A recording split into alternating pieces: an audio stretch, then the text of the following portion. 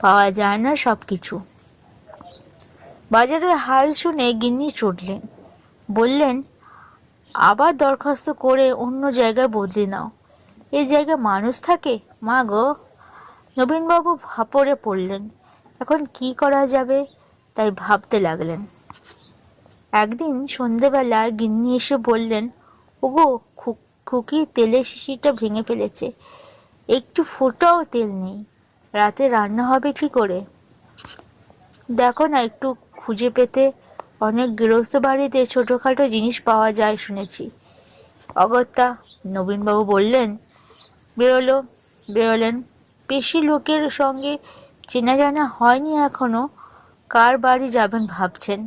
ডান হাতি পথটা ধরে হাঁটছেন। ডান ধারে একটু জঙ্গল মতো আছে। হঠাৎ দেখতে পেলেন জঙ্গলের একটু ভিতরের দিকে একটা আলোয় যেন চলছে মনে হলো। নবীনবাবু কয়েক পা এগিয়ে গিয়ে ঠাউর করে দেখলেন একখানা ঝাঁপ তোলা দোকান বলেই যেন মনে হচ্ছে।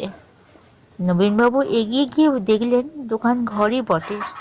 দিন দরিদ্র চেহারা হলেও দোকানি কালো রোগাপানা কণ্ঠধারী একজন লোক দোকানে বসে আছে। বিনয়ী মানুষ নবীনবাবুকে দেখেই টুল থেকে উঠে বলল, আগে আসুন।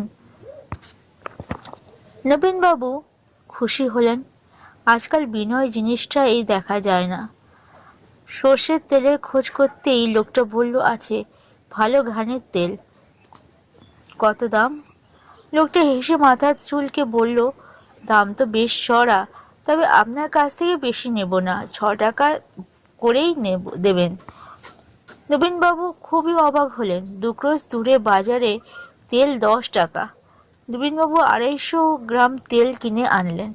কিনে তেল পরীক্ষা করে বললেন, বাহ, এ তো দারুণ ভালো তেল দেখছি, কোথায় পেলে গো? নবীনবাবু বললেন, আরে কাছেই একটা বেশ দোকানের সন্ধান পেয়েছি, লোকটা বড় ভালো। লোকটা যে সত্যিই ভালো তার প্রমাণ পাওয়া গেল 2 দিন পরেই। ডাল ফুরিয়েছে। সন্ধ্যের পর সেই দোকানে গিয়ে হানা দিতেই বিনয়ী লোকটা প্রায় অর্ধেক দামের ডাল দিল। বলল, আপনাকে দাম দিতে হবে না। নবীনবাবু ভদ্রতা করে জিজ্ঞেস করলেন, আপনার নামই তো জানি না এখনো। আগে কালাচাঁদ নন্দী। কালো বলেই ডাকবেন। আপনি কি সব জিনিসই রাখেন কালুবাবু? যে আজ্ঞে, তবে সন্ধ্যের পর আসবেন। দিনে মানে আমি দোকান খুলি না, ও সময় আমার চাষবাস দেখতে হয়। দিন 2 পর গিন্নি হঠাৎ বললেন, ওগো, আজ একটু পোলাও খাওয়ার বায়না ধরেছে ছেলেমেয়েরা, ঘি আর গরম মশলা লাগবে, এনে দেবে নাকি একটু? কালোর দোকানে ঘি বা গরম মশলা পাওয়া যাবে বলে মনে হচ্ছিল না নবীনবাবুর। দোনো-মোনো করে গেলেন। কালাচাঁদ বলল, হ্যাঁ হ্যাঁ, কেন পাবেন না, 1 নম্বর ঘি আছে আর বাছাই করা গরম মশলা। দাম? দাম তো অনেক, তবে আপনাকে অত দিতে হবে না, 10 টাকা করেই দেবেন। নবীনবাবুর হৃদয় কৃতজ্ঞতায় ভরে গেল। খানিকক্ষণ কালাচাঁদের সঙ্গে সুখ দুঃখের কথা বলে তিনি ফিরে এলেন। গিন্নি ঘি আর গরম মশলা দেখে খুব খুশি। বললেন, ওগো, দোকানটা খোকাকে চিনিয়ে দিও তো, দরকার মতো ওকেও পাঠাতে পারবো। তা হ্যাঁ গো, দোকানটা কি নতুন খুলেছে?